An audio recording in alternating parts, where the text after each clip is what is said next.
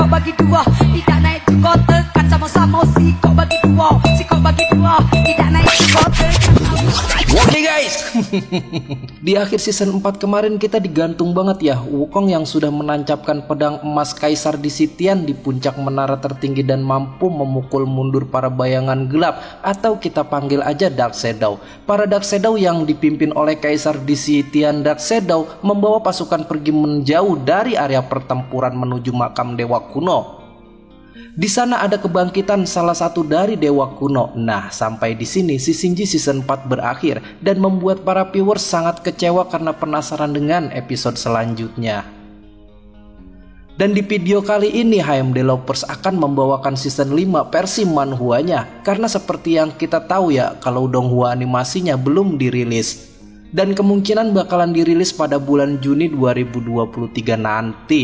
Karena sebagian kalian banyak yang penasaran sama kelanjutan season 5, jadi langsung kita bahas aja versi komiknya, oke?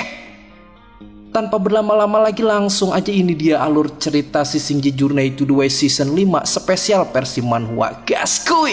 Kau bagi dua, si kau bagi dua, tidak naik juga tekan sama-sama si kau bagi dua, si kau bagi dua, tidak naik juga tekan kau kalau.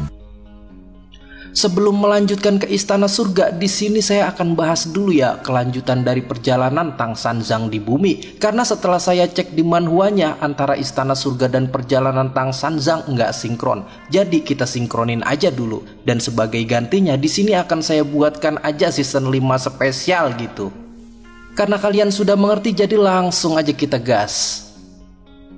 Scene diawali dengan Tang Sanzang yang terjun mengikuti Ause ke dunia bawah atau alam baka. Di sini Cupat Kai dan Sawujing mencoba menolong Tang Sanzang, tapi tidak terjamah. Sampai Cupat Kai merasakan gelisah yang mendalam kalau sampai mereka ikut terjun ke dunia bawah. Cupat Kai langsung menarik Sawujing karena tak mungkin lagi jika harus menuju ke alam baka.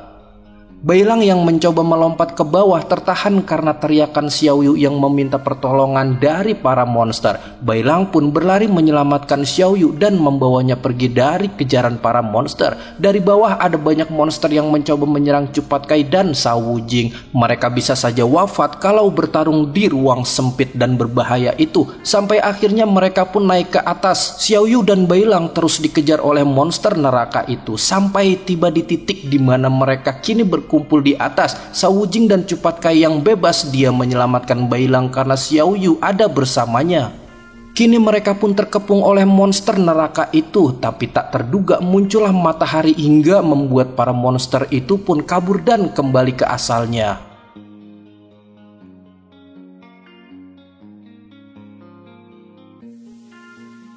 Sekarang mereka akan beristirahat sejenak dari lelahnya kejaran para monster. Bailang seperti tidak rela karena kehilangan Ause dan gurunya. Tapi Sawujing menjelaskan bahwa di bawah jurang itu terdapat tempat yang tak akan bisa kembali lagi. Itu dinamakan alam baka, sebuah tempat yang biasanya hanya dikunjungi mereka yang sudah meninggal. Sedangkan Ause dan gurunya pergi ke alam baka ketika mereka masih hidup. Itu adalah dunia yang sangat berbeda sampai akhirnya mereka pun istirahat sejenak. Beralih ke dunia bawah atau tepatnya di kerajaan Asura. Di sini Dewa Rulai sedang duduk karena dia ditahan oleh Dewa Asura. Rulai memperhatikan tasbihnya sambil mengingat Tang Sanzang. Karena saat ini dia kehilangan kontak dengannya. Tidak berselang lama datanglah Sumo, anak dari Raja Asura, mengantarkan makanan. Setelah mengantarkan makanan, Sumo pun meninggalkan Dewa Rulai. Tapi di sini Dewa Rulai menahan Sumo dan menanyakan kepada Sumo apakah Sumo tidak suka berbicara atau hanya menahan diri karena waspada terhadap dirinya. Di sini Rulai menanyakan nama anak itu. Anak itu mengatakan bahwa namanya adalah Sumo, putra dari Raja Asura Rahu. Di sini Rulai merasakan kalau aura membunuh yang ditahan oleh Sumo itu sama dengan milik Rahu. Rulai juga menyuruh Sumo agar duduk. Rulai menanyakan kepada Sumo siapa yang menyuruhnya datang merawat dirinya. Sumo mengatakan bahwa ayahnya lah yang menyuruhnya. Rahu mengatakan bahwa Sumo akan mendapatkan manfaat jika dekat dengan Dewa Rulai. Rulai dikurung oleh Raja Rahu di kekerajaannya. Jika Rulai keluar dari rumah, pasti dirinya akan dibunuh dan tak ada apapun yang bisa dikerjakan lagi. Raja Rahu pasti memiliki alasan sendiri mengapa anaknya disuruh dekat dengan Rulai. Di sini Rulai menanyakan mengapa Sumo seperti orang yang sedang bingung. Sumo pun menceritakan bahwa sebentar lagi dirinya akan mengikuti tes untuk menjadi kesatria Asura. Dirinya akan bertarung melawan saudaranya di arena dan hanya satu yang akan keluar sebagai pemenang. Sumo mendengar kalimat yang pernah diucapkan oleh Rulai pada saat pengadilan dan itu membuat Sumo merasa jadi bingung. Tekad Sumo sudah kuat untuk menjadi kesatria Asura karena setiap Asura bangga menjadi seorang kesatria. Tentu saja dirinya juga ingin menjadi kesatria. Rulai menjelaskan bahwa masih ada banyak jalan dari yang saat ini diikuti oleh Sumo. Saat ini Sumo menjadi bingung setelah mendengar kata-katanya dan Sumo menjadi ragu untuk membunuh saudaranya sendiri. Rulai tidak ingin sistem seperti itu merenggut hati nurani Sumo. Rulai meyakinkan Sumo tidak akan terjadi apa-apa kalau mereka berdua menjadi teman. Sama seperti Rahu dan dirinya yang kini telah lama berteman. Kembali ke hutan horor, di sini Xiao Yu memasak untuk Bailang dan para kakak seniornya. Setelah kehilangan Tang Sanzang dan Ause, semuanya tak bisa menyembunyikan kesedihan mereka bahkan saat mereka tidak berbicara. Di sini Shao Wujing memiliki ide karena kemungkinan dirinya bisa meminta bantuan teman lamanya untuk menemukan di mana letak tempatnya Tang Sanzang. Shao Wujing bisa memastikan bahwa mereka masih hidup saat mereka masuk ke alam baka, jadi mungkin keadaan akan berbeda bagi mereka. Walaupun kemungkinannya kecil, Shao Wujing akan mencobanya. Shao Wujing pun pergi meninggalkan mereka dan berharap mereka dapat menunggu kabar darinya. Saat tak ada gurunya, tiba-tiba saja di sini Cupat Kai merasa ingin memakan daging segar. Dia pun akan pergi untuk berburu.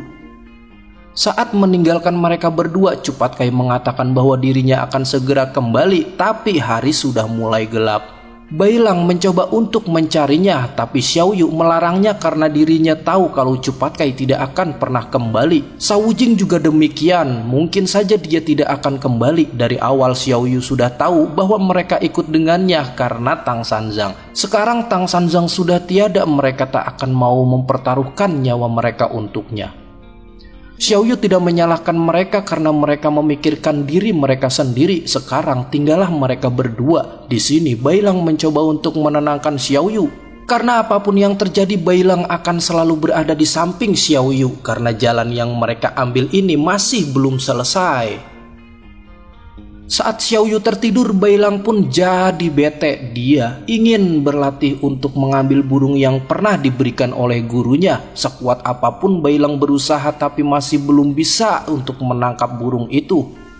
Bailang pun teringat pada gurunya dan teringat juga pada Ause. Bagaimana Ause mengajarkannya cara untuk menangkap burung sihir yang diberikan oleh Tang Sanzang.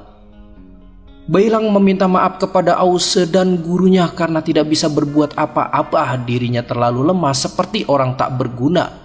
Bailang ingin mencoba lebih kuat walaupun apapun yang harus dilakukan. Di sini mata Bailang berubah menjadi merah. Tiba-tiba dirinya ingin memakan daging segar dari makhluk yang masih hidup karena itu bisa membuatnya jadi lebih kuat. Bailang menahan keinginannya itu dan menggigit tangannya sendiri. Karena jika aura membunuhnya tidak dihentikan, bisa saja dia melukai Xiao Yu. Xiao Yu pun di sini mendekati Bailang dan memanggilnya, tapi di sini Bailang mengatakan agar Xiao Yu jangan mendekat. Tapi Xiao Yu yakin kalau Bailang tidak mungkin menyakiti dirinya. Bailang menginginkan kekuatan hanya untuk melindungi Xiao Yu. Bailang tidak akan berani untuk melukai dirinya. Xiao Yu berterima kasih karena selama ini Bailang selalu menjaganya dengan penuh pengertian. Xiao Yu yakin akan selalu ada harapan di depan jalan. Tapi tiba-tiba saja di sini ada bayangan hitam di belakang Bailang. Kita sebut aja si kucing oren. Kucing oren mendengar bahwa ada dua orang yang menarik yang berkeliaran di jalur iblis. Seekor gadis naga dan siluman serigala. Ini sangat kebetulan karena selama ini si kucing oren sudah mencarinya begitu lama.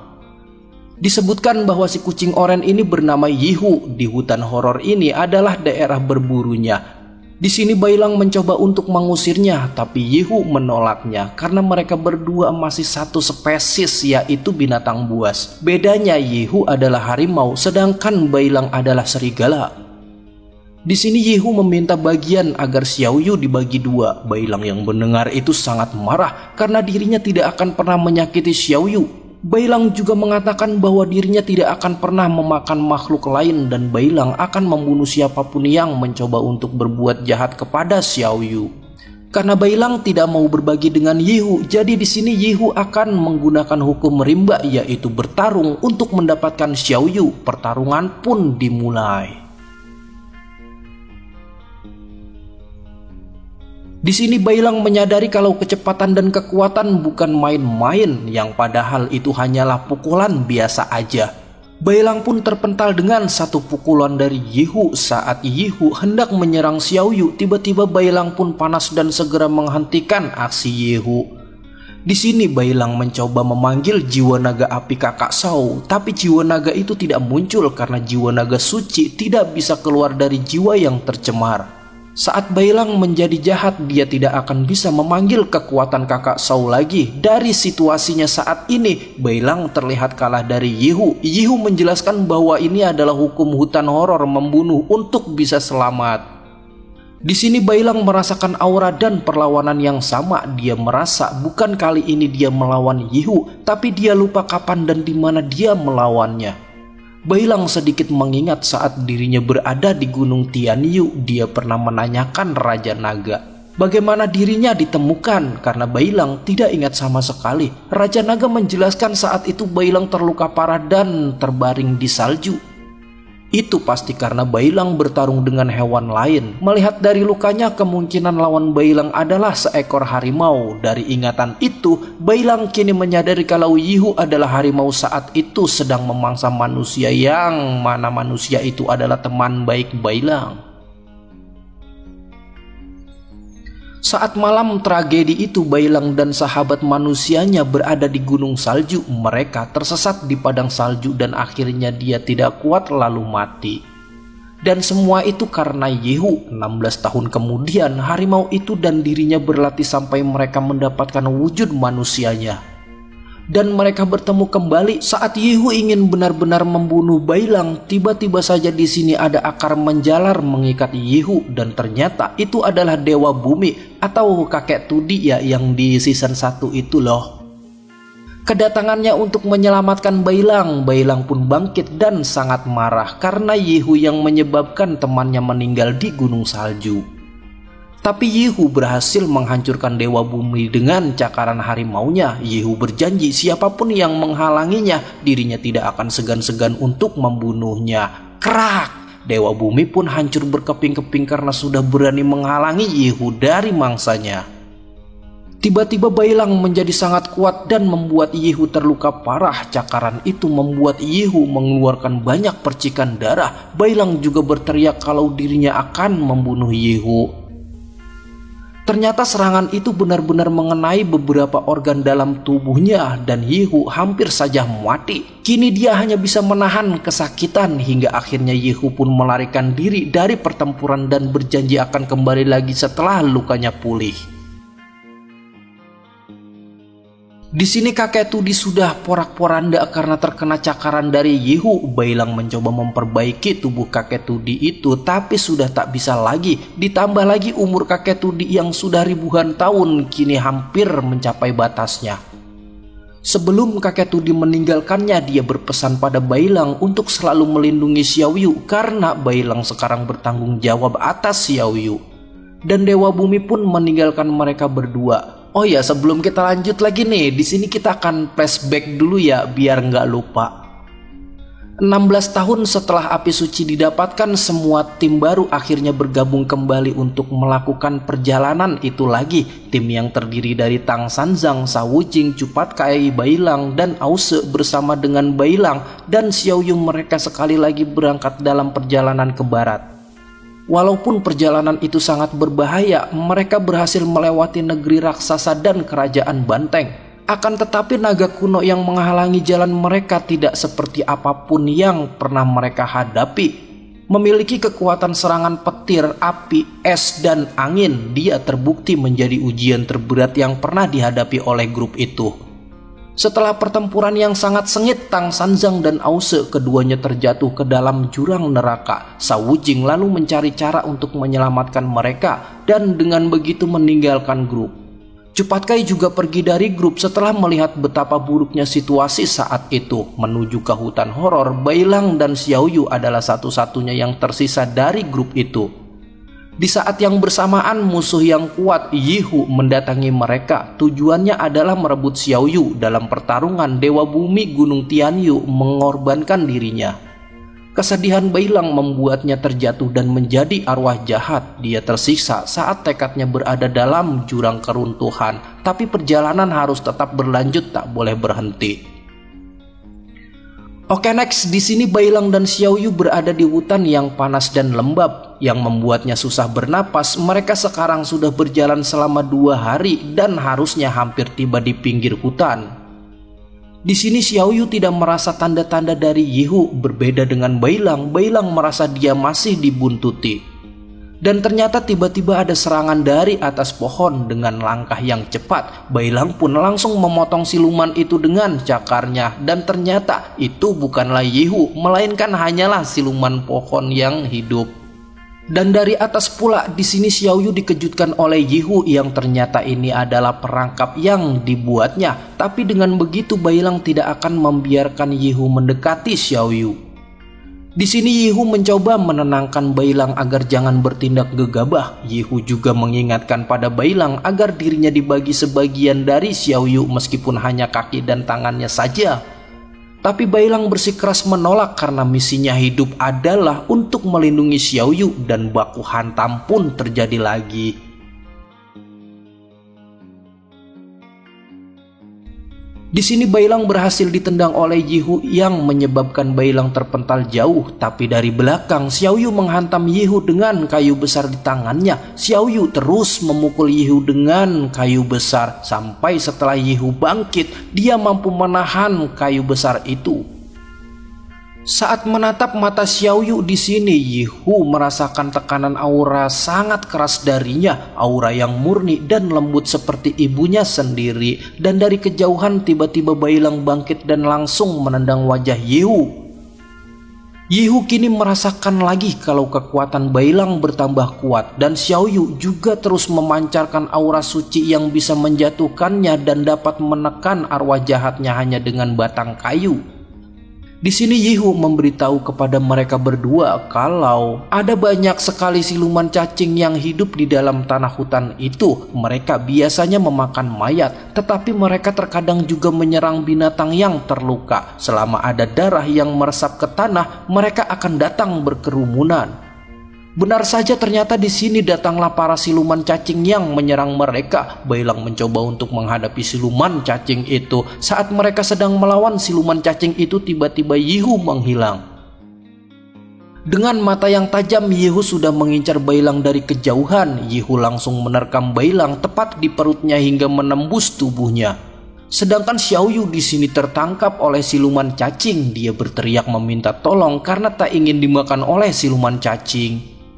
Kembali ke Bai Lang, di sini Yihu berhasil menembus tubuh Bai Lang dengan cakar tajamnya. Bai Lang pun mencoba untuk merangkul pundak Yihu, tapi di sini Yihu langsung melemparnya hingga Bai Lang pun terpental jauh. Bai Lang merasakan seperti orang yang sudah tidak berdaya lagi karena kehabisan tenaga. Di sisi lain, Xiao Yu yang berteriak minta tolong tiba-tiba amblas masuk ke dalam mulut cacing besar. Dan di sini Yihu menyuruh cacing itu untuk mengeluarkan Xiao Yu.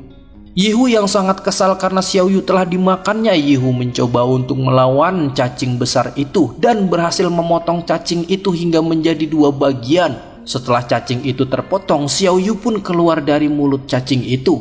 Yihu yang sudah merasakan bahwa dirinya telah memenangkan pertandingan, dia ingin segera membunuh Xiao Yu dan meminum darah segarnya. Yihu pun langsung mengambil ancang-ancang untuk membunuh Xiao Yu dengan cakarnya. Jret!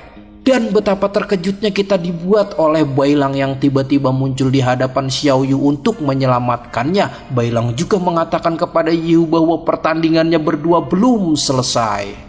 Setelah Bailang bangkit, Yehu agak sedikit terkejut bagaimana mungkin Bailang yang sudah dihajarnya berkali-kali tapi masih tetap bisa berdiri tegak. Yehu berjanji akan menghabisi siapa saja yang menghalanginya untuk memakan daging segar Xiaoyu. Yehu melompat dan akan memberikan cakaran harimaunya ke Bailang. Jret! Yehu benar-benar berhasil mencakar Bailang, tapi betapa terkejutnya Yehu karena luka yang seharusnya sangat fatal diberikan olehnya tapi tidak berpengaruh oleh sosok Bailang. Jika saja itu dirinya, Yehu pasti sudah tidak dapat bergerak lagi. Bailang mengatakan sebelum dirinya tercemar menjadi arwah jahat, dirinya hanya punya satu hal di pikirannya. Bailang tidak akan menghalangi Yehu selama Yehu berjanji tidak akan memakan Xiaoyu. Mau seberapa keras pun Yehu untuk membunuh Bailang dan mau berapa kali pun Bailang terjatuh, dirinya akan bangkit lagi dan lagi demi melindungi Xiaoyu. Yehu merasa kalau Bailang hanya menggertak dan menakut-nakuti dirinya saja. Yehu pun dengan sangat marah mencabik-cabik Bailang hingga berceceran darah kemana-mana. Dengan tegas dan lantang Bailang mengatakan kepada Yehu apakah cuma itu kemampuan yang dimiliki oleh Yehu. Yehu sangat terkejut menyaksikan itu karena luka yang ada di tubuhnya berubah menjadi api ungu dan pulih kembali, dan Yehu belum pernah melihat yang seperti ini. Kini Bailang benar-benar sudah berapi-api. Sambil melompat menerkam Yehu, Bailang mengatakan bahwa Yehu telah kalah. Bailang pun langsung menggigit bahu Yehu. Mereka berguling-guling dengan banyak percikan darah yang dihasilkan dari gigitan Bailang. Yehu yang menyaksikan itu sangat terkejut. Walaupun Bailang tidak mendapat bantuan jiwa naga api dari Kakasau, tapi jiwa serigala miliknya sendiri tiba-tiba menjadi sangat kuat. Dia bisa kebal terhadap semua luka yang dia terima saat bertarung. Jiwanya telah berhasil melampaui Yehu. Mereka berdua terus berguling-guling sampai akhirnya Yehu dilempar ke atas dan terjatuh hingga lemas. Saat Yehu sudah tak berdaya lagi, Bailang segera ingin membunuhnya dengan cara memakannya. Tapi Yehu berteriak agar Bailang jangan melakukannya. Karena menurut Xiaoyu dengan mengalahkannya, Yehu tidak akan bisa lagi menyakiti dirinya. Sedangkan jika Bailang memakan Yehu, itu sama saja kehilangan Xiaoyu. Semuanya akan berakhir dan mereka tidak akan bisa melanjutkan perjalanannya lagi.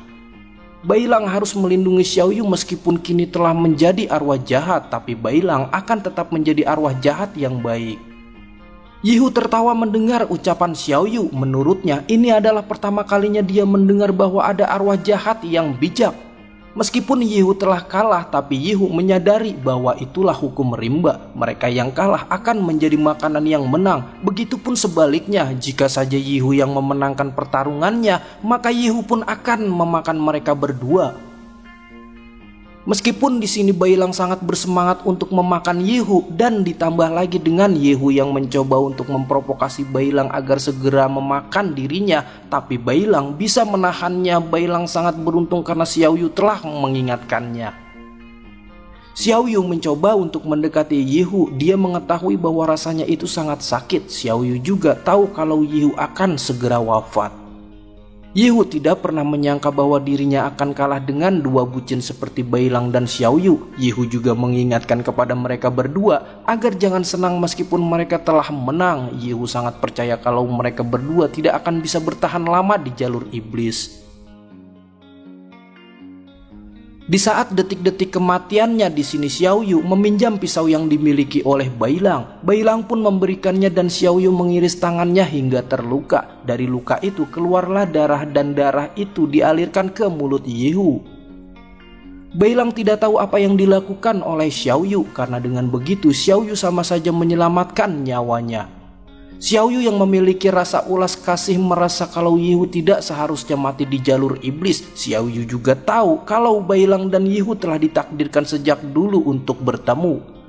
Sejak malam bersalju di gunung itu hingga kini mereka telah saling bertemu kembali. Seperti yang dikatakan Dewa Bumi sebelumnya, harimau di gunung itu telah berubah karena pengaruh api suci yang bukan lain adalah Xiaoyu. Jadi itulah mengapa Xiaoyu harus bertanggung jawab atas dosanya.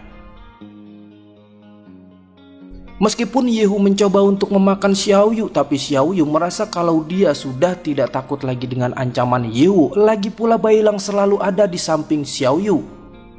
Seketika pagi pun tiba, Yihu membuka matanya. Xiao Yu menyambutnya dan bertanya bagaimana rasanya kembali dari kematian. Yihu yang kini bisa siuman itu berkat darah yang dialirkan oleh Xiao Yu. Yihu berteriak kenapa mereka tidak membunuh dirinya yang jelas-jelas sudah melukai mereka berdua. Xiao Yu ingin Yihu mendengarkan nasihatnya. Xiao Yu akan memberi Yihu kesempatan untuk berubah. Bersama dengan Bailang, Yihu akan melindungi Xiao Yu dalam perjalanan ke barat ini dari para monster di jalur iblis. Yihu yang melihat aura dari diri Xiao Yu merasakan kalau Xiao Yu mengingatkannya pada ibunya. Yihu tidak tahu bagaimana untuk mengatakannya, tapi gadis naga itu benar-benar ada di tingkat yang berbeda. Dia adalah seorang yang sangat kuat. Di sini Yihu menyerah dan akan melakukan apapun yang mereka mau. Yihu juga memanggil Xiao Yu dengan sebutan yang mulia. Tapi Bailang menjelaskan bahwa namanya adalah Xiao Yu, bukanlah yang mulia. Bailang mengatakan kepada Yihu bahwa dirinya akan membunuh Yihu jika Yihu berniat untuk memakan Xiao Yu lagi. Bailang menanyakan kepada Xiao Yu, bisakah mereka mempercayai Yihu?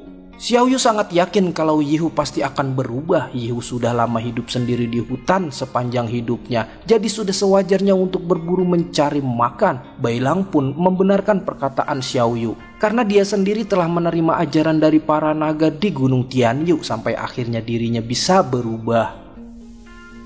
Sedangkan Yihu yang sudah terikat dengan tambang, mulai sekarang Yihu akan mematuhi semua perkataan Xiao Yu. Dan Yihu pun menerima itu, dia akan melaksanakan semua yang diperintahkan oleh Xiao Yu.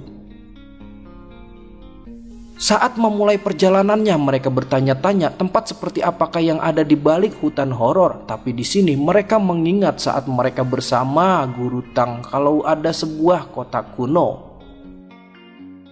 Tempat itu tertulis di catatan Tang Sanzang, itu bukanlah tempat yang berbahaya. Jadi di sini Xiao Yu merasa kalau mulai sekarang jalanannya yang akan ditempuhnya lebih mudah. Tapi itu hanya menurut Xiao Yu saja, karena itu pertama kalinya mereka melewati hutan horor. Jadi mereka belum tahu kapan ada iblis apakah yang akan menghalangi mereka.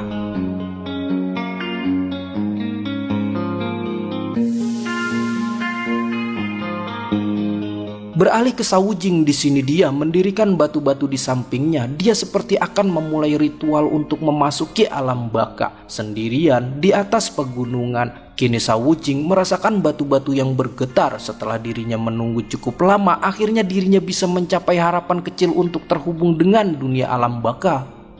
Perlahan-lahan tubuhnya melebur dan membiarkan jiwanya terus mengalir bersama butiran pasir, melewati batas antara hidup dan mati dengan hening masuk ke alam baka di mana tak ada makhluk hidup yang pernah kembali. Kini Sawujing sudah bangkit dengan wujud pasirnya memasuki dunia di mana ini adalah tempat para arwah, yaitu alam baka. Sawujing merasa sudah lama sekali sejak terakhir kalinya dia ke alam baka dengan memakai mantra. Dunia raksasa yang dibangun oleh ideologi dari semua makhluk di tempat itu. Tang Sanzang dan Ause bisa mati ada di tempat itu, tapi Sawujing tidak akan bisa menemukan mereka hanya dengan mencarinya tanpa arah. Jadi Sawujing harus mengunjungi teman lamanya. Setelah Sawujing melakukan perjalanan panjang untuk menemui temannya, sampai akhirnya dia pun menemukannya. Dan teman lamanya itu ternyata dia adalah Raja Alam Baka. Ternyata di sini Raja Alam Baka sangat mengenal Sawujing karena memang Sawujing adalah teman lamanya. Sawujing adalah hantu berwajah merah dari sungai pasir hisap.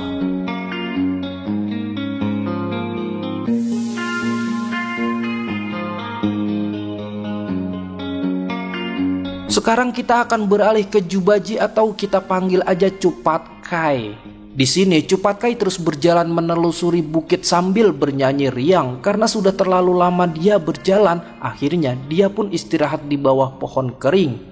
Saat kesendiriannya itu, di sini Cupatkai meminta maaf kepada Bailang dan Xiao Yu, berharap mereka bisa memaafkan dirinya karena Cupatkai adalah tipe orang yang takut harus bertanggung jawab.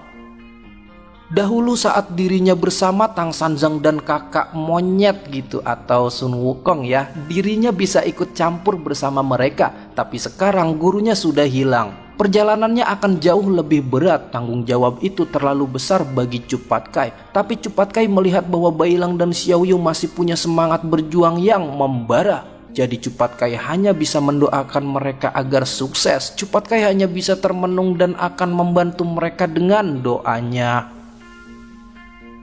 Tiba-tiba Cupatkai melihat di belakangnya ada orang yang meminta tolong agar jangan membunuhnya, dan dia adalah monster yang kejam yang ingin memangsa manusia.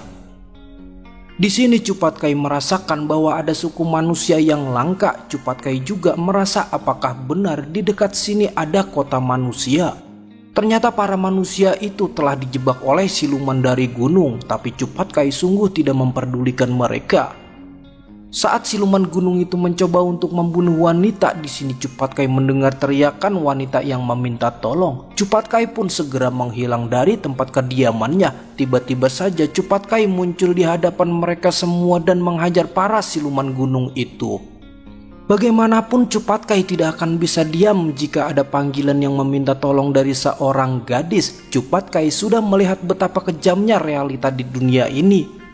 Cupatkai sebenarnya tak mau ikut campur pada urusan orang lain. Dengan sedikit membuka jubahnya, Cupatkai mengatakan pada siluman gunung bahwa hari ini adalah hari yang sial untuk mereka semua.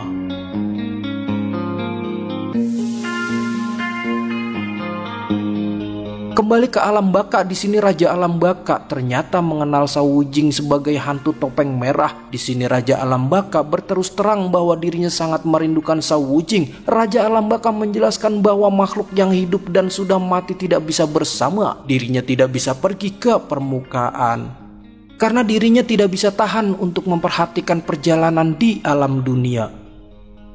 Sawujing yang kini sudah berada di hadapannya sepertinya telah menjalani hidup yang baik. Sawujing memiliki guru baru dan melakukan hal yang akan dibanggakan oleh dunia. Tapi Raja Alam Baka juga tahu bahwa suatu hari mereka pasti akan bertemu lagi, karena Raja Alam Baka bisa memprediksinya bahwa tidak ada yang namanya bisa hidup selamanya di dunia. Siapapun pada nantinya pasti akan berakhir di tempatnya. Setelah Raja Alam Baka itu melihat Sawujing lebih dekat, ternyata dia menyadari kalau Sawujing belum mati. Hanya saja Sawujing menggunakan sebuah mantra untuk datang ke Alam Baka. Hanya ada beberapa orang yang tahu mantra itu. Raja Alam Baka menanyakan kepada Sawujing apakah Sawujing datang untuk mengenang masa lalu, atau mungkin Sawujing berubah pikiran dan memutuskan untuk kembali pada dirinya. Sawujing menjawab bahwa dirinya sekarang adalah Sawujing, bukan lagi hantu topeng merah yang Raja Alam Baka kenal pada saat itu. Mereka berdua sekarang menempuh jalan yang berbeda. Kedatangan Sawujing hari ini untuk meminta tolong pada Raja Alam Baka. Mendengar nada bicara dari Sawujing, Raja Alam Baka mengatakan apakah Sawujing kini sudah menjadi dewa, karena Sawujing terlihat sangat sombong. Sawujing adalah satu-satunya orang yang tahu masa lalu Raja Alam Baka dan kemampuannya. Tapi di sini Raja Alam Baka mengingatkan kepada Sawujing bahwa Sawujing adalah siluman yang paling ganas di sungai pasir hisap. Kegelapan di dalam jiwanya tak akan hilang dengan mudah. Jadi Raja Alam Baka menyuruh Sawujing untuk memikirkannya lagi. Karena nyawa yang tidak terhitung jumlahnya telah hilang karena Sawujing, dan berkat Sawujing saat itu Raja Alam Baka bisa memiliki banyak sekali koleksi jiwa manusia. Sawujing adalah perwakilan di dunia manusia yang paling kompeten yang pernah dimiliki oleh Raja Alam Baka. Namun suatu hari Sawujing bertemu dengan Tang Sanzang dan dianggap mengkhianati Raja Alam Baka. Sawujing pergi tanpa mengatakan apapun. Raja Alam Baka sangat marah selama bertahun-tahun. Sawujing menjelaskan kepada Raja Alam Baka walaupun dirinya dulu melayaninya, tapi Sawujing sudah bertobat dan akan menebus dosanya setelah bertemu Tang Sanzang. Sawujing saat ini meniti kehidupan sebagai biksu, jadi sudah jelas jalan yang mereka ambil ini sudah jauh berbeda. Kedatangan Sawujing menemui Raja Alam Baka hari ini karena Sawujing sudah putus asa mencari gurunya, dan Sawujing ingin meminjam kompas Alam Baka dari Raja Alam Baka. Mendengar perkataan Sawujing, Raja Alam Baka pun tertawa terbahak-bahak karena seorang pengkhianat meminta bantuan darinya dan mencoba meminjam barang-barangnya. Di sini Raja Alam Baka sangat kesal dengan Sawujing. Menurut Raja Alam Baka, tanpa melihat kompas itu pun Sawujing mungkin tidak akan bisa mempertahankan nyawanya di dalam alam baka. Karena dirinya adalah penguasa alam baka, jadi dirinya tak pernah melupakan apapun, bahkan sekecil apapun. Sedikit balas dendam, sedikit hasrat. Mau seberapa lama pun dirinya akan mendapatkan apa yang diinginkan. Raja Alam Baka tidak akan pernah memaafkan Sawujing yang sebagai seorang pengkhianat. Tapi di sini Sawujing berharap agar Raja Alam Baka bisa memaafkan dirinya, dan sekali ini saja demi persahabatan mereka berdua di masa lalu. Selama Raja Alam Baka mau meminjamkan harta itu, setelah gurunya keluar dari alam baka, Sawujing akan melakukan apapun yang Raja Alam Baka inginkan darinya. Raja Alam Baka pun menanyakan kepada Sawujing apa yang akan Sawujing lakukan jika dirinya tidak mau memberikannya. Dengan santai Sawujing mengatakan kalau memang begitu maka maafkan atas ketidaksopanan dirinya, dan Sawujing akan mengambilnya dengan paksa. Menanggapi perkataan Sawujing, Raja Alam Baka hanya bisa tersenyum karena Sawujing hanyalah sendirian. Raja Alam Baka juga ingin melihat seberapa kuatkah Sawujing sekarang. Raja Alam Baka pun langsung meniup angin yang kencang ke arah Sawujing. Di sini Sawujing terus bertahan. Sawujing juga merasakan bahwa Raja Alam Baka meniup api suci samadinya. Jika ketiga apinya padam, maka Sawujing tidak akan bisa kembali lagi ke alam manusia. Nah, di sini sedikit saya jelasin ya, kalau api samadhi itu adalah api yang ada di kedua pundak dan di atas kepala. Jadi selama api itu masih ada, maka mereka masih bisa bertahan di alam baka. Dan jika api itu padam, maka mereka tidak akan bisa lagi ke alam dunia manusia. Next, kini api samadhi Sawujing telah menghilang. Satu, karena ditiup oleh Raja Alam Baka. Dan sekarang Raja Alam Baka ingin bermain-main dengan Sawujing.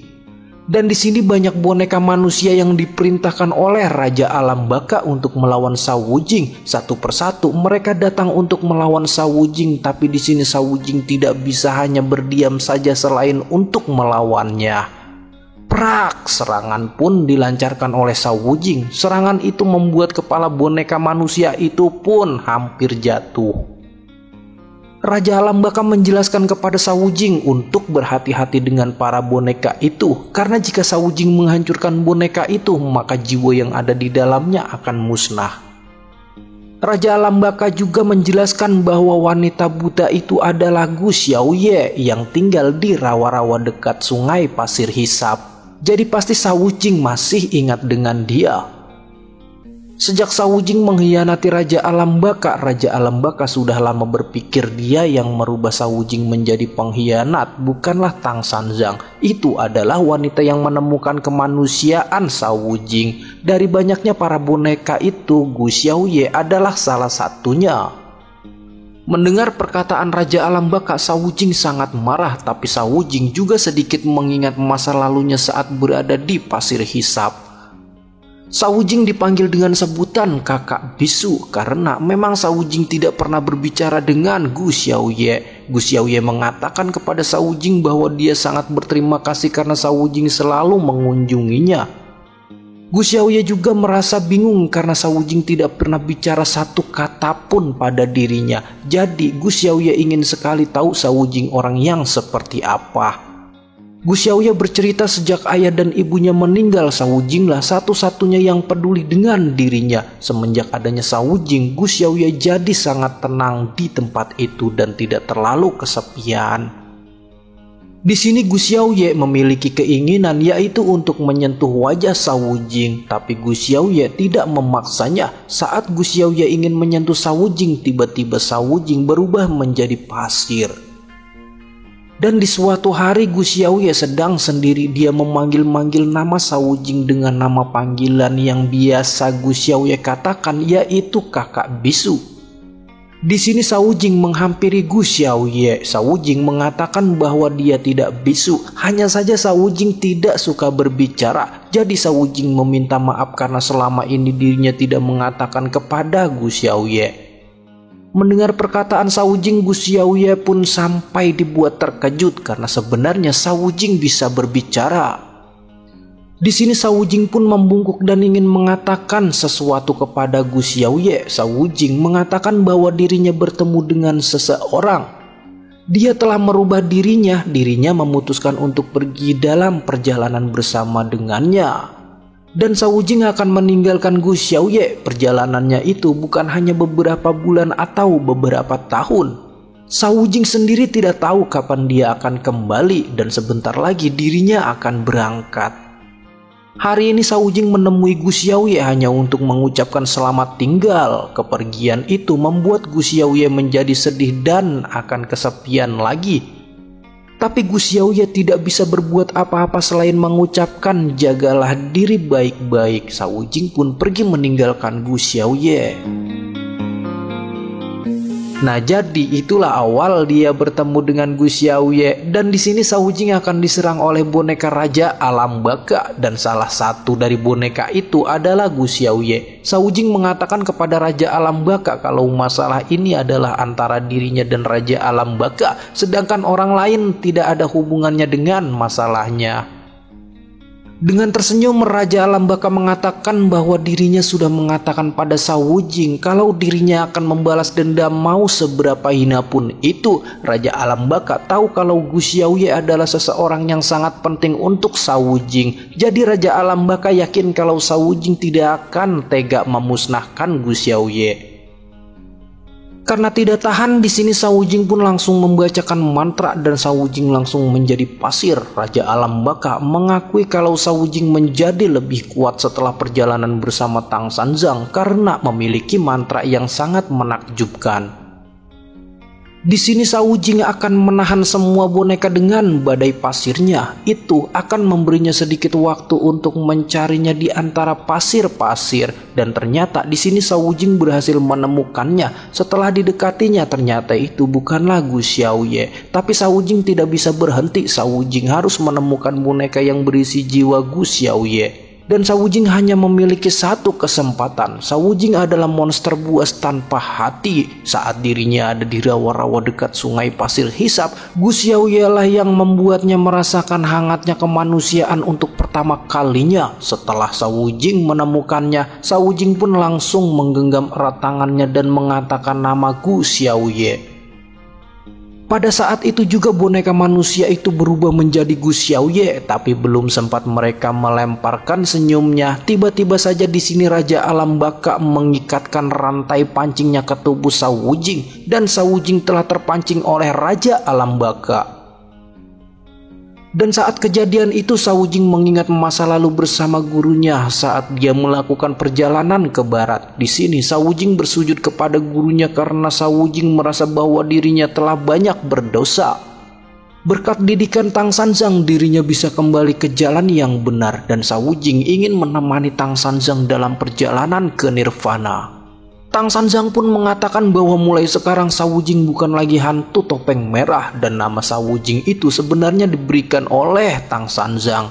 Ya, Tang Sanzang merubah nama topeng merah menjadi Sawu-Jing. Nah, sebelum mereka berangkat, Sawu-Jing ingin kembali ke tepi sungai untuk terakhir kalinya untuk mengucapkan selamat tinggal pada temannya. Saat perbincangan itu, Wukong dan Cupat Kai sedang tertidur. Tang Sanzang mengira kalau selama ini Sawu-Jing hanya hidup sendiri. Ternyata Sawu-Jing memiliki seorang teman. Tang Sanzang juga menanyakan siapakah temannya itu, tapi Sawu-Jing mengatakan bahwa dia hanyalah seorang wanita yang sebatang kara. Tang Sanzang menjelaskan kepada Sawu-Jing bahwa hidup adalah berbagai kekecewaan dan penyesalan.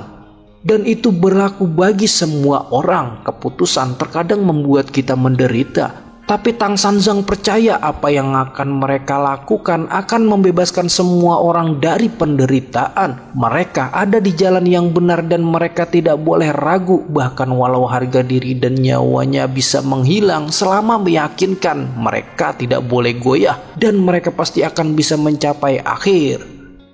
Pada akhirnya mereka pun berangkat untuk mengambil api suci. Sawu-Jing selalu teringat pada perkataan gurunya bahwa hidup adalah berbagai kekecewaan dan penyesalan. Dirinya menyesal ada beberapa hal yang tak bisa dikatakan untuk Gu Xiaoye, tapi sekarang sudah terlambat, jadi Shao Jing tidak perlu lagi mengatakannya pada Gu Xiaoye karena perjalanan mereka segera dimulai.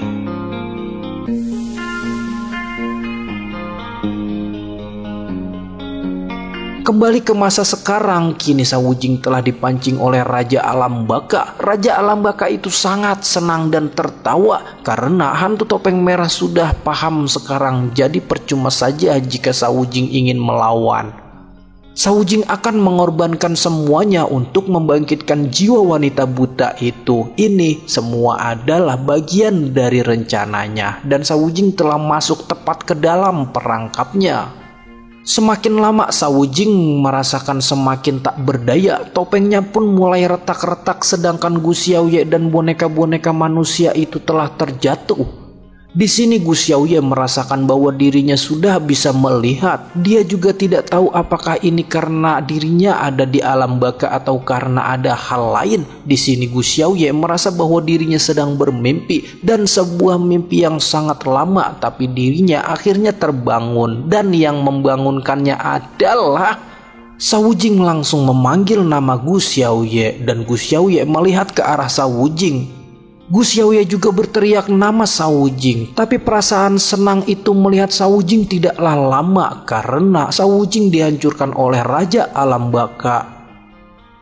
Dengan bangga Raja Alam Baka mengatakan bahwa sekarang sudah berakhir. Shao Jing bahkan tak perlu mengatakan kata-kata terakhir. Gu Xiaoye yang melihat itu sangat terkejut dan tidak percaya. Raja Alam Baka pun terus tertawa. Dirinya sangat senang karena menyingkirkan Shao Jing yang menentangnya pada waktu itu. Dan ini adalah hal yang paling menghiburnya di Alam Baka dengan hancurnya topeng Shao Jing sekumpulan pasirnya.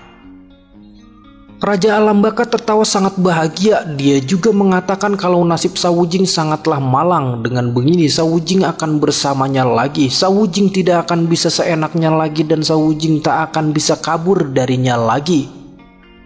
Gu Xiaoye yang melihat topeng Shao Jing terjatuh, dia pun langsung mengejar Shao Jing. Dia pun terus melihat topeng Shao Jing dan berkali-kali menyebut namanya. Di sini para boneka-boneka manusia menangkap Gu Xiaoye.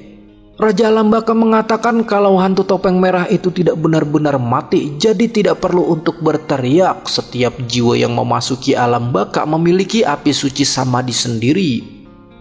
Raja Alam Baka hanya memadamkan api suci samadhi Shao Jing dan Shao Jing akan menjadi arwah gentayangan. Shao Jing tidak akan bisa merasakan apapun, tak akan bisa bergerak seperti mayat. Sekarang yang harus dilakukan oleh Raja Alam Baka itu adalah menulis namanya di buku catatannya. Dengan begitu Shao Jing akan menjadi budaknya untuk selamanya. Raja Alam Baka akan memasukkan jiwanya ke dalam tubuh baru dan bermain-main dengannya lagi. Gu Xiaoye yang sangat kesal dan berteriak kepada Raja Alam Baka, mengapa Raja Alam Baka melakukan semua ini? Raja Alam Baka menjawab karena Shao Jing telah mengecewakan dirinya. Raja Alam Baka ini tidak memiliki belas kasihan sedikit pun, bahkan Raja Alam Baka sampai menyiksa mereka yang sudah mati. Raja Alam Baka menjelaskan bahwa dirinya akan sangat bosan kalau dirinya tidak menyiksa siapapun. Raja Alam Baka merasa kalau Gu Xiaoye sudah tidak berguna lagi baginya, jadi Raja Alam Baka akan mengurusnya nanti. Tapi sekarang Raja Alam Baka akan mengurus Shao Jing terlebih dahulu. Raja Alam Baka ingin menulis nama Shao Jing di bukunya, tapi Raja Alam Baka bahkan tidak sanggup untuk menulis. Dan ternyata muncul Shao Jing di hadapan Raja Alam Baka sambil berkata bahwa hari ini Shao Jing tidak akan bisa membiarkan Raja Alam Baka melakukannya. Di sini Shao Jing menjelaskan kalau Gu Xiaoye juga kini memiliki api suci samadhi dan Gu Xiaoye telah memberikan api itu dengannya.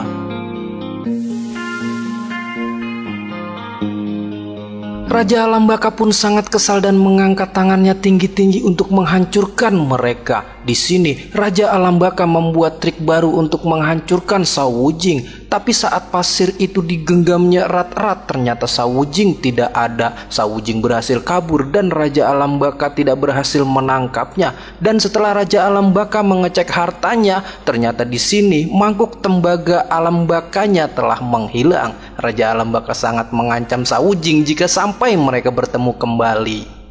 Di sini Sawujing mengajak Gu Xiaoye pergi dan setelah dia menemukan tempat yang aman, Sawujing menjelaskan kalau Raja Alam Baka akan mencoba membalas dendam padanya. Tapi karena Sawujing mengambil mangkuk tembaganya, maka akan sulit baginya untuk menemukan mereka berdua. Di sini Gu Xiaoye menanyakan sebenarnya siapakah orang yang bertopeng itu, dan Sawujing menjawabnya bahwa dia adalah Sawujing. Sawujing mengucapkan terima kasih karena sudah meminjamkan api samadhi pada dirinya. Tanpa api itu mereka akan mudah tersesat. Sawujing juga meminta maaf karena dirinya sudah membuat Gu Xiaoye dalam masalah, dan itu bukan masalah bagi Gu Xiaoye karena Gu Xiaoye sangat senang pada akhirnya dirinya bisa melihat wajah Sawujing. Sambil memalingkan wajahnya, di sini Sawujing mengatakan bahwa tujuan sebenarnya ke Alam Baka bukan untuk menyelamatkan Gu Xiaoye, dan itu hanyalah kebetulan. Sawujing harus menemukan gurunya. Jika ingin mencari seseorang di Alam Baka, maka harus menggunakan mangkuk tembaga ini dan menyebutkan nama orang itu. Jadi di hadapan mangkuk tembaga itu Sawujing menyebutkan nama gurunya, dan Sawujing pun melihat gurunya itu. Mangkuk itu telah menunjukkan di mana gurunya saat ini. Mendengar nama Tang Sanzang, Gu Xiaoye sepertinya sudah pernah melihatnya. Sawujing mengatakan kepada Gu Xiaoye bahwa dirinya harus menemukan Tang Sanzang, lalu membantunya kembali ke alam manusia. Dan sangat disayangkan kalau Gu Xiaoye sudah mati, jadi Gu Xiaoye tidak akan bisa kembali. Yang Gu Xiaoye harus lakukan adalah melupakan semuanya dan meneruskan perjalanannya. Dengan cepat Sawujing pun langsung pergi meninggalkan Gu Xiaoye. Tapi di sini Gu Xiaoye ingin Sawujing jangan meninggalkan dirinya. Gu Xiaoye pun mencoba mengejar Sawujing, tapi Sawujing terlalu cepat. Dan akhirnya Gu Xiaoye pun hanya bisa memanggil-manggil nama Sawujing.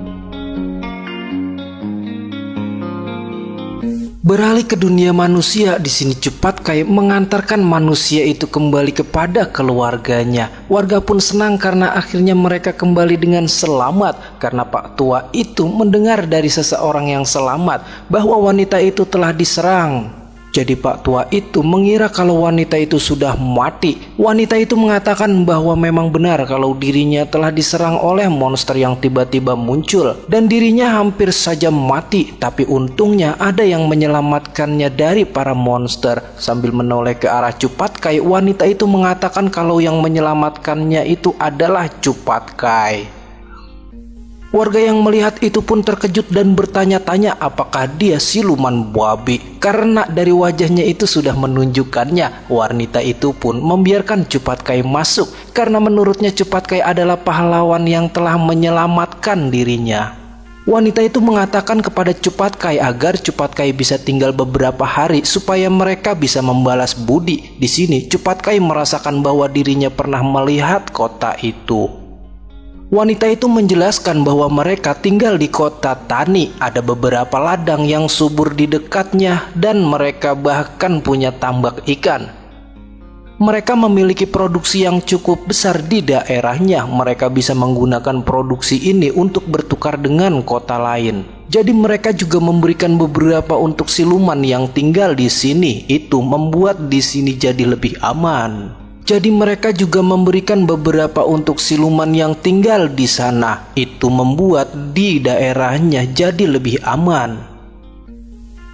Cupat Kai tidak paham kenapa manusia ingin hidup di jalur iblis, karena siluman pasti akan membunuh dan memakan mereka semua. Wanita itu menjelaskan bahwa setiap manusia yang memutuskan untuk ke daerah itu tahu akan hal itu. Saat mengenai siluman, mereka paham apa yang mereka butuhkan. Karena wanita itu sudah menjelaskan semuanya kepada Cupat Kai, jadi Cupat Kai pun merasa kalau tempatnya itu lumayan bagus. Jadi untuk beberapa hari Cupat Kai akan tinggal bersama mereka. Baru saja Cupat Kai melangkah, tiba-tiba saja dia dikejutkan dengan anak kecil. Anak kecil itu langsung melompat dan mencubitnya, bahkan menggali lubang hidungnya. Wanita itu mengatakan bahwa anak kecil itu adalah putrinya bernama Popo. Sepertinya Popo sangat menyukai Cupat Kai. Cupat Kai terkejut karena mendengar kalau dia itu memiliki seorang anak. Tapi Cupat Kai tidak masalah karena Cupat Kai masih mau dengannya. Emang dasar si babi hidung belang ini ya. Karena terlalu lama bermain-main dengan Cupatkai, jadi Popol pun ditarik oleh ibunya. Dan jangan bermain-main lagi dengan Cupatkai. Wanita itu menceritakan kepada anaknya bahwa Cupatkai sudah menyelamatkan nyawanya. Jadi bisa dibilang kalau Cupatkai itu adalah pahlawan yang kuat dan baik hati.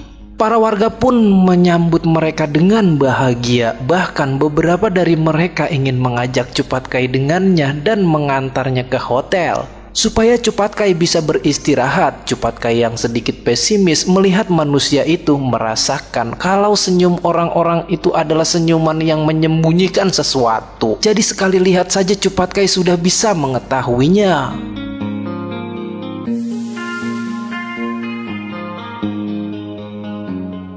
Malam pun tiba, Cupatkai pun sedang bersantai ingin istirahat. Tiba-tiba saja di sini Cupatkai merasakan ada sesuatu yang datang. Cupatkai pun segera bangun dan dia merasa bahwa kalau dirinya sudah dikepung.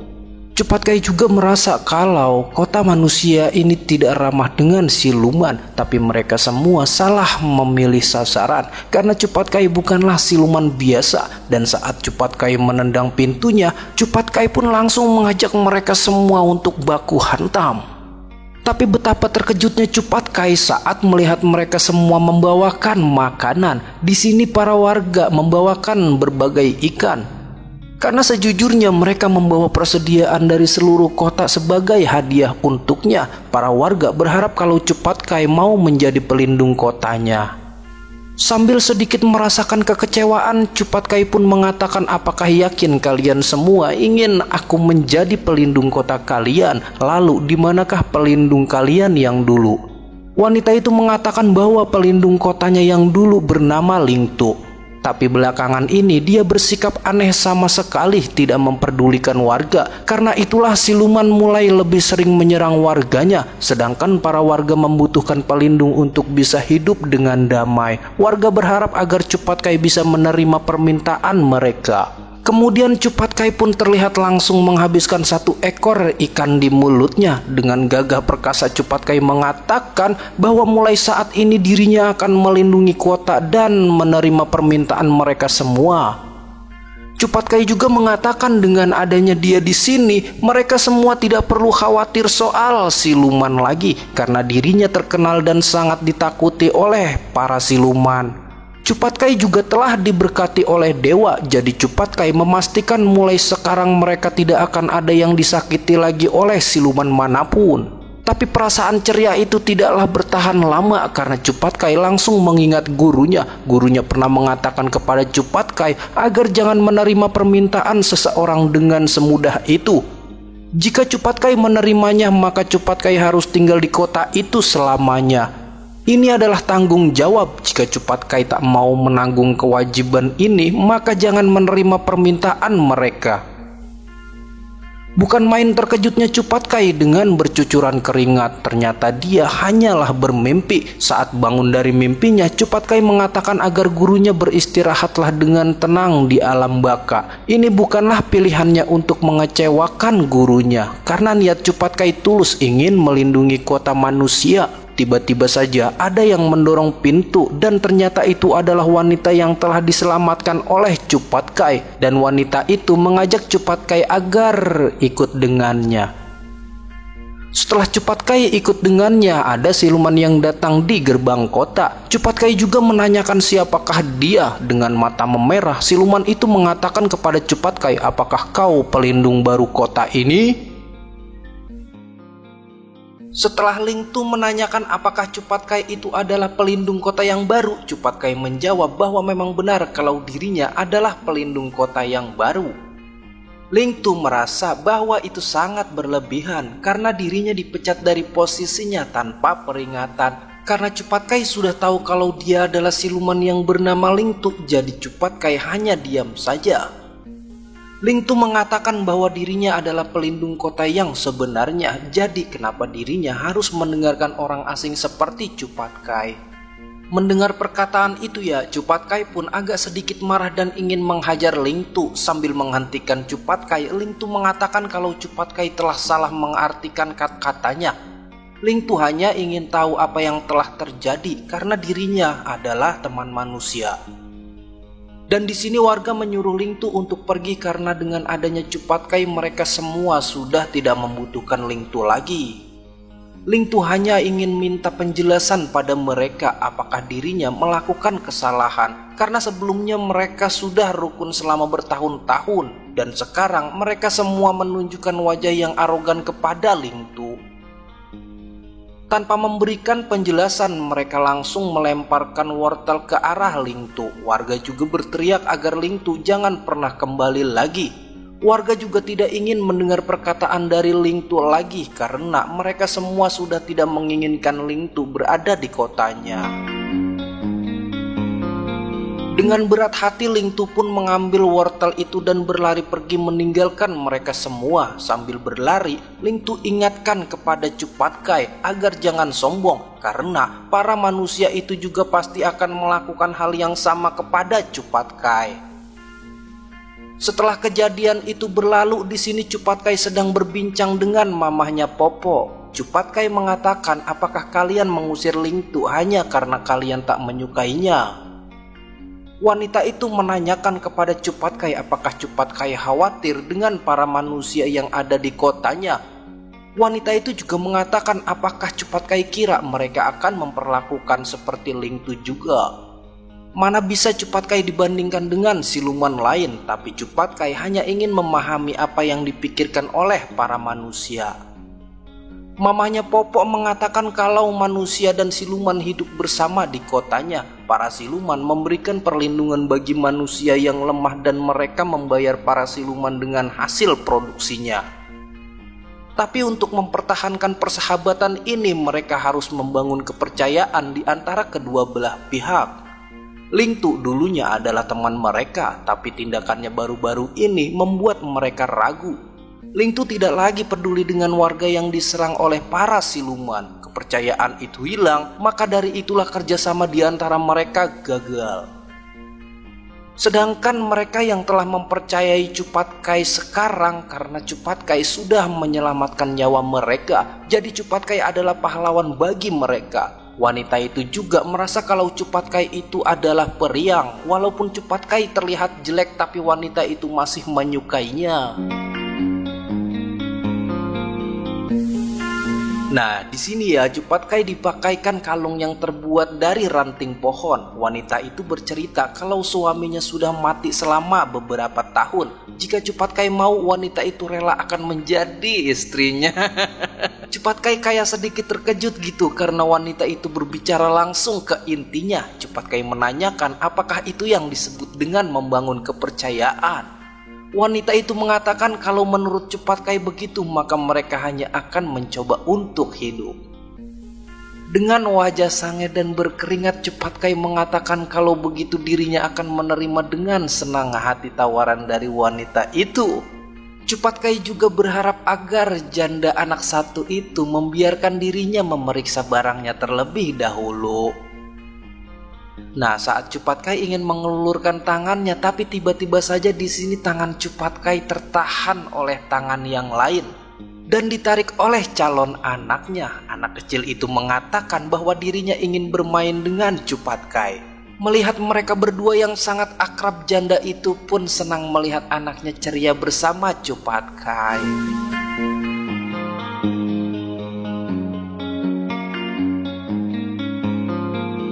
Malam pun tiba. Di sini Cupat Kai merasakan kalau tempatnya itu lumayan membuatnya betah. Dirinya bisa jadi pahlawan dan mendapatkan istri di kota itu.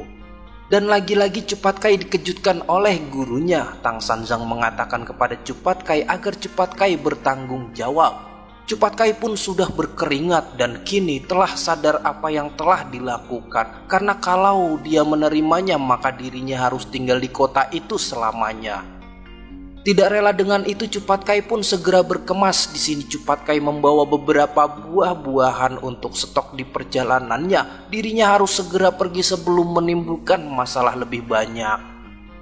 Sambil berjalan pergi, Cupat Kai minta maaf kepada para manusia itu karena dirinya tidak bisa menjaga mereka. Cupat Kai adalah pengembara yang akan mengelilingi dunia, jadi dirinya tak mau hidup seperti itu. Di sini Cupat Kai dihentikan oleh Ling Tu. Ling Tu menanyakan kepada Cupat Kai mengapa Cupat Kai pergi dari kota itu malam-malam. Setelah Cupat Kai menoleh ke belakang, ternyata itu adalah Ling Tu. Cupat Kai menanyakan mengapa Ling Tu seputus asa itu hanya karena para manusia tak menginginkannya. Ling Tu mengatakan bahwa dirinya sangat lapar karena para manusia tak mau memberinya makan lagi. Ling Tu kini seperti kelinci yang malang, kehilangan kemampuan untuk mencari makan sendiri setelah lama diberi makan oleh manusia. Di sini Cupat Kai mencoba untuk membantu Ling Tu. Cupat Kai menyuruh Ling Tu untuk kembali ke kota sekarang karena dirinya tak ingin menjadi pelindung lagi. Dirinya lebih suka berjalan-jalan tanpa ada yang menghalangi. Meskipun para manusia kini sudah tidak menyukai Ling Tu lagi, tapi Ling Tu harus mencoba lebih keras. Kalau Ling Tu tidak bermalas-malasan, mereka pasti tidak akan mengeluh lagi. Sambil berjalan pergi, Cupat Kai mengatakan akan menyerahkan semuanya kepada Ling Tu. Ling Tu pun berterima kasih kepada Cupat Kai. Di sini Cupat Kai beristirahat sejenak sambil makan perbekalannya sebelum dia berangkat lagi meneruskan perjalanannya. Sambil makan, Cupat Kai merasakan ada sesuatu yang tak beres, tapi dirinya juga tidak tahu apa yang terus mengganjal di pikirannya. Sejenak Cupat Kai berpikir tentang Ling Tu, karena Ling Tu itu seharusnya adalah siluman herbivora. Orang-orang di kota memberinya hasil tani mereka, tapi Ling Tu tidak memakannya. Cupat Kai juga teringat dengan kata-kata Ling Tu kalau Ling Tu saat ini sangat kelaparan. Di sini Cupat Kai merasakan ada yang tidak beres. Cupat Kai pun berlari cepat ke kota manusia, lari, dan terus berlari. Benar saja ternyata di sini kota sudah ramai dan berserakan. Ling Tu sedikit terkejut karena melihat kedatangan Cupat Kai. Ling Tu juga bertanya kenapa Cupat Kai kembali, yang padahal di sini dirinya sedang asyik memakan manusia dan menghancurkan para manusia. Ternyata yang ada di mulut Ling Tu itu adalah anak kecil yang pernah hampir menjadi anak tirinya. Para warga semua terkejut karena Ling Tu sungguh mulai memakan manusia. Cupat Kai sangat marah dan mengatakan bahwa Ling Tu adalah siluman kelinci yang bangsa. Emosi Cupat Kai meningkat karena seharusnya Ling Tu melindungi para manusia itu, tapi Ling Tu sungguh tidak memiliki rasa peduli kepada manusia. Tapi di sini Ling Tu mengatakan kalau Cupat Kai lah yang menyuruh dirinya kembali. Cupat Kai mengatakan kalau Cupat Kai sudah berhenti dan menyuruhnya untuk kembali. Jadi dirinya kembali ke kota manusia. Meskipun Cupat Kai tidak menyuruh Ling Tu kembali untuk memakan mereka, Cupat Kai berharap agar Ling Tu bisa melindungi mereka semua. Cupat Kai melompat dan langsung mengayunkan garpu 9 giginya ke arah Ling Tu. Kini Ling Tu berubah menjadi buas. Ling Tu mengatakan kepada Cupat Kai kalau Cupat Kai tidak menepati janjinya. Cupat Kai menerima permintaan mereka, tapi Cupat Kai kabur di malam hari. Cupat Kai mengatakan itu terserah pada dirinya, tapi kini Cupat Kai kembali. Hari ini Ling Tu tidak takut lagi dengan Cupat Kai karena dirinya sudah mendapatkan kekuatan karena telah memakan manusia. Srepet! Cakar pun dilancarkan oleh Ling Tu dan tepat mengenai Cupat Kai. Ling Tu juga sedikit kesal karena kalau dirinya tahu akan seperti ini, sudah lama dia memakan mereka semua. Karena dengan memakan manusia itu akan memberinya banyak sekali energi. Dirinya kini menjadi kuat dan merasakan penuh dengan energi.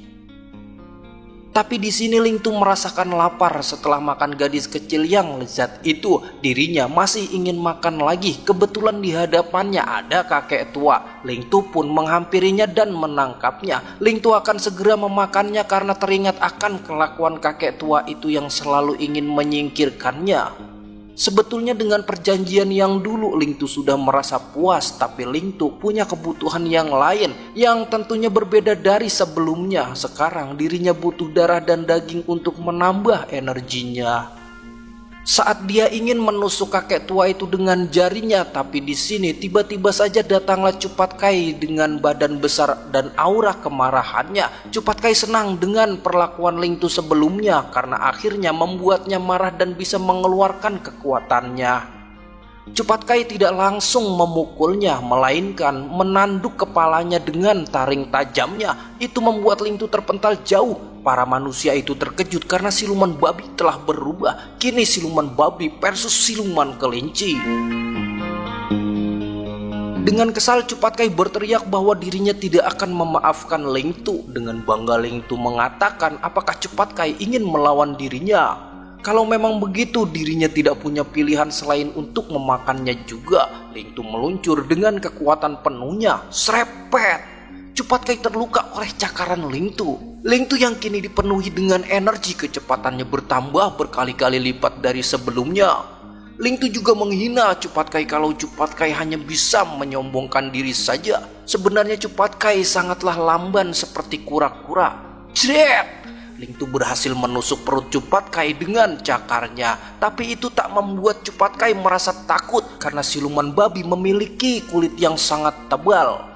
Cupatkai pun langsung mengayunkan tinjunya dan prak, Ling Tu pun hancur dibuat olehnya. Cupatkai mengatakan bahwa ini adalah wajah yang terakhir dilihat oleh Ling Tu.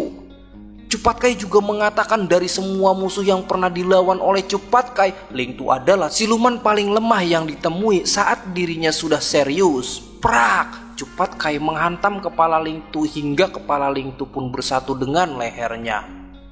Dari kepala itu muncullah percikan-percikan darah dan Ling Tu pun jatuh lalu wafat. Ling Tu yang tadi berbangga diri dan meremehkan Cupatkai, kini Ling Tu mati di tangan Cupatkai. Setelah mengalahkan Ling Tu, Cupatkai pun kembali berubah menjadi kecil. Di sini Cupatkai menoleh ke arah Miao si janda anak satu itu. Cupatkai juga menanyakan apakah yang telah dilakukan oleh Ling Tu padanya. Di sini Miao menanyakan kepada Cupatkai apakah Cupatkai yang menyuruh Ling Tu untuk kembali. Apakah Cupatkai juga yang menyuruh Ling Tu untuk memakan putri kesayangannya. Di sini Cupatkai sungguh tidak bisa menjelaskan itu semua karena menurutnya itu sangat rumit. Di sini Miao meraih tangan Cupatkai. Miao mengatakan kepada Cupatkai kalau Cupatkai menyelamatkan nyawanya dan dirinya tak akan mengeluh meskipun Cupatkai membunuhnya. Tapi Popo adalah segalanya bagi Miao. Popo sangat menyukai Cupatkai, tapi Cupatkai malah mengkhianatinya. Di saat hembusan nafas terakhir Miao akan mengutuk Cupatkai agar tak akan pernah bisa hidup damai hingga akhir hidupnya. Dan Miao pun terjatuh dan wafat. Para warga pun berteriak kepada Cupatkai kalau mereka telah salah menilai Cupatkai. Warga mengira kalau Cupatkai lah yang menyuruh Ling Tu untuk kembali dan mengatakan kalau mereka tidak berdaya. Mereka semua mengomeli Cupatkai dan melempar Cupatkai dengan batu. Cupatkai merasa kalau dirinya benar-benar sudah mengacaukan mereka. Jadi di sini Cupatkai mengambil garpu 9 giginya dan pergi berlari meninggalkan mereka semua. Sambil berjalan Cupatkai berpikir dan terus ketakutan karena kalau gurunya sampai tahu kejadiannya maka tamatlah riwayatnya. Cupatkai benar-benar minta maaf kepada Nona Miao dan Fofo karena dirinya benar-benar tidak bermaksud untuk menyakiti mereka. Cupatkai melihat ke telapak tangannya dan ada tanda garis merah. Cupatkai berpikir bahwa itu adalah kutukan untuk dirinya. Sebelum menceritakan lebih jauh kisah perjalanan ini, mari sama-sama kita flashback sebentar perjalanan mereka yang masing-masing penuh dengan ketegangan. Dalam perjalanan mereka ke barat, 3 bersaudara murid dari Tang Sanzang menghadapi jalan yang berbeda. Sun Wukong menyusup ke dalam istana surga dan terlibat dalam pertarungan para dewa. Di sisi lain, Shao Wujing pergi ke alam baka untuk menyelamatkan Tang Sanzang dan saat ini sedang mencari gurunya menggunakan mangkuk tembaga alam baka di tempat yang luas itu. Sedangkan Cupatkai sementara ini masih berada di jalur iblis. Dia menempatkan warga yang mempercayainya dalam masalah karena meremehkan janjinya dan telah terkena kutukan sebagai akibatnya. Di saat yang sama pula ya, para pemuda-pemudi Bailang Xiaoyu Yihu masih bergerak maju menuju tujuan mereka. Mereka meninggalkan hutan horor dan tiba di perhentian mereka selanjutnya. Dan ini adalah reruntuhan kota kuno. Tempat itulah yang pernah ditulis oleh Tang Sanzang dalam catatannya. Bailang merasa reruntuhan kota itu kelihatan seperti reruntuhan kota besar. Reruntuhan kota kuno itu ada di tepi hutan dan mereka semua belum pernah ke tempat itu sebelumnya.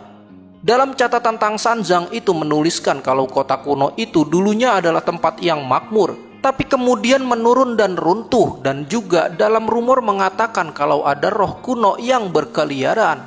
Tapi mereka tak berbahaya, jadi dulu Tang Sanzang dan yang lainnya bisa melewati kota dengan sangat aman. Di sini Bailang berharap mereka juga akan aman melewati kota kuno itu. Xiao Yu merasakan di sekitarnya banyak pilar-pilar yang aneh dan itu membuat kota kuno itu menjadi seram. Saat Xiao Yu sedang berjalan, dia melihat batu yang aneh. Ia pun mengambilnya dan batu itu dalam posisi tersenyum. Di sini Yihu mengatakan kepada Xiao Yu bahwa dirinya sudah membawa mereka semua ke kota kuno. Jadi apakah mereka akan terus mengikat dirinya sepanjang perjalanan? Tapi Xiao Yu merasa semua akan lebih aman kalau Yihu diikat. Yihu pun menanggapinya dengan sindiran halus. Yihu mengatakan agar lebih baik dirinya dibunuh saja, jadi tidak perlu repot-repot untuk menyelamatkannya saat itu. Karena jika mereka berjalan di jalan yang sama, kepercayaan di antara mereka haruslah yang pertama. Karena percuma saja kalau mereka membawanya, tapi mereka hanya akan terus melindunginya sepanjang perjalanan. Bailang pun membenarkan perkataan itu. Jika Yihu tidak tulus ingin membantu mereka dalam perjalanannya, percuma saja memaksa Yihu untuk ikut dengan mereka. Dan Xiao Yu pun akhirnya melepaskan ikatan Yihu. Xiao Yu juga mengingatkan kepada Yihu bahwa Yihu sudah bersumpah hanya karena situasi yang memaksanya. Xiao Yu sadar dengan apa yang telah dilakukan, jadi Xiao Yu tidak akan memaksa Yihu lagi. Dan sekarang Xiao Yu memberi kebebasan untuk Yihu. Setelah ikatannya dilepas, Yihu merasa ada sesuatu yang aneh. Jujur saja, Xiao Yu berharap kalau Yihu mau ikut dengannya, tapi karena Yihu mau pergi, mereka pun tidak bisa memaksanya. Nah, di sini Yihu akan pergi meninggalkan mereka. Mungkin sekarang Yihu tidak siap, karena itu Yihu ingin pergi. Tapi saat waktunya tiba, Yihu pasti akan kembali. Saat itu pula Yihu akan dengan sukarela menemani mereka. Begitulah takdir yang diketahui oleh Xiao Yu. Mendengar kata takdir, Yihu sedikit tak percaya karena takdirnya sangat menyusahkan hingga dirinya bertemu dengan dua bucin yang bodoh. Yihu sudah mengatakan dan akan mengatakannya sekali lagi kalau orang yang bodoh tidak akan bertahan lama di jalur iblis. Tapi mau bagaimanapun itu takdir Xiao Yu adalah untuk terus berjalan ke depan. Di sini Yihu mengatakan kepada Xiao Yu bahwa kota kuno bukanlah tempat yang mudah. Walaupun kotanya sepi dan seperti tak ada penghuni, tapi mereka akan tahu sendiri nantinya. Yihu pun pergi meninggalkan mereka. Sambil melompat cepat, Yihu mengatakan bahwa dirinya akan kembali ke hutannya. Di sini Bailang bertanya kepada Xiao Yu kenapa Xiao Yu merasa kalau Yihu akan kembali. Xiao Yu tidak tahu yang pastinya, tapi itu hanyalah perasaannya saja. Bailang menyadari kalau Xiao Yu memiliki insting yang tak dimilikinya. Walau Bailang tidak seperti Yihu, tapi jika Yihu kembali, Bailang pasti akan menerimanya. Tanpa guru dan kakak-kakaknya, kelompok mereka sangat membutuhkan kekuatan. Lebih banyak orang itu lebih baik daripada tidak sama sekali. Bailang merasa kalau tempat itu sangat menakutkan, jadi mereka pun akan secepatnya bergegas dari kota kuno itu. Di sini Bailang merasakan ada sesuatu yang aneh. Bangunan-bangunan tiba-tiba semuanya bergerak. Benar saja, ternyata dinding itu bisa bergerak. Mereka menyambut kedatangan Bailang dan Xiao Yu di kota kunonya. Dan ini adalah prajurit kota batu kuno. Mereka semua menghadang Xiao Yu dan Bailang. Kini Bailang dan Xiao Yu pun terkepung, tapi Xiao Yu berpikir mungkin saja para batu itu tidak berniat untuk membunuhnya. Tidak lama kemudian datanglah batu besar yang menggelinding ke hadapan mereka. Dia adalah gubernur pasukan batu kuno bernama Budong. Budong menanyakan masing-masing nama mereka karena mereka sudah berani memasuki wilayah reruntuhan kota kunonya. Dengan wajah yang ketakutan, Xiao Yu pun mengatakan kepada gubernur itu bahwa namanya Xiao Yu dan Bailang. Xiao Yu menjelaskan bahwa mereka sedang menuju ke barat di mana terdapat nirvana. Jadi Xiao Yu memohon agar mereka semua membiarkannya lewat. Mendengar kata nirvana, Budong teringat dengan seseorang karena sudah lama sekali sejak ada orang yang melewati kotanya bertujuan ke nirvana. Budong juga ingat kalau seseorang itu bernama Tang Sanzang. Xiaoyu pun membenarkan perkataan Gubernur Budong bahwa Xiaoyu datang bersamanya. Tapi di sini salah satu prajurit batu tidak percaya karena mereka sangat mencurigakan. Mereka melihat Bailang yang tercemar arwah jahat. Di sini Xiaoyu mencoba menjelaskan kalau Bailang bukanlah arwah jahat, tapi hanya hampir saja menjadi jahat. Budong mendekati wajahnya ke arah Bailang dan dia tidak bisa dibohongi oleh arwah jahat. Rumput yang berada di bawah kaki Bailang menjadi layu. Itu karena disebabkan dari energi arwah jahat yang dimiliki oleh Bailang. Menurut Budong itu sangat kotor dan busuk. Tugas pasukan batu adalah untuk melindungi jalan dan mencegah arwah jahat melewatinya.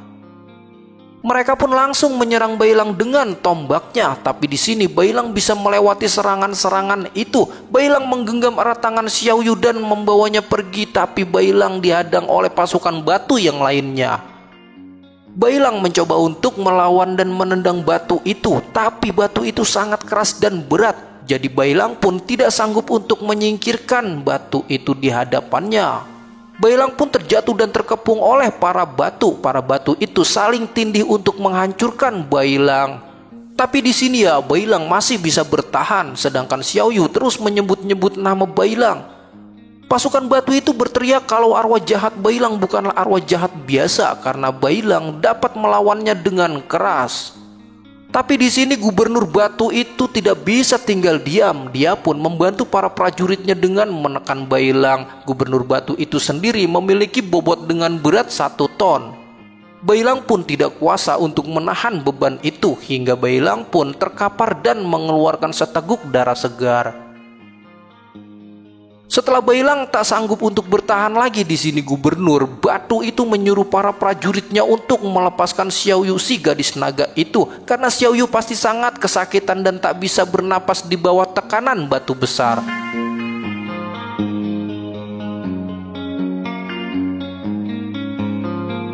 Budong menjelaskan bahwa tugas mereka para pasukan batu kota kuno adalah untuk menghentikan arwah jahat, tapi Xiaoyu adalah arwah normal. Tentu saja Xiaoyu dibolehkan lewat. Tapi di sini Xiaoyu memohon dengan sangat karena Bailang adalah arwah jahat yang baik. Bailang pun belum pernah menyakiti siapapun. Budong pun tidak percaya dengan penjelasan Xiaoyu hingga akhirnya Xiaoyu pun ditangkap dengan alasan karena Xiaoyu menemani seorang arwah jahat. Jadi tentu saja Xiaoyu juga terlihat mencurigakan. Xiaoyu menggerutu bahwa mereka benar-benar keras kepala seperti batu. Tapi nggak bisa dipungkiri ya karena memang mereka adalah pasukan batu. Yihu yang menyaksikan itu dari kejauhan hanya bisa mengatakan percuma saja karena pasukan batu itu tidak mungkin untuk melepaskan mereka semua. Kini mereka sudah terjebak jadi mereka tidak akan bisa untuk melarikan diri lagi. Dan alur cerita manhwa Sisingji Journey to the Way Season 5 spesial 5 ini pun tamat. Gimana menurut kalian? Seru banget nggak? Buat kalian yang baru bergabung ada baiknya klik tombol like-nya dulu ya biar HMD makin semangat gitu uploadnya. Next kita akan lanjut ke season 5 episode 1 ya tentang Wukong yang sekarang sedang berada di Istana Surga. Jadi mohon supportnya buat teman-teman gitu agar HMD tetap semangat membawakan alur cerita Sisingji Journey to the Way season 5 ini. HMD di sini pamit, sampai ketemu di next video. Bye bye.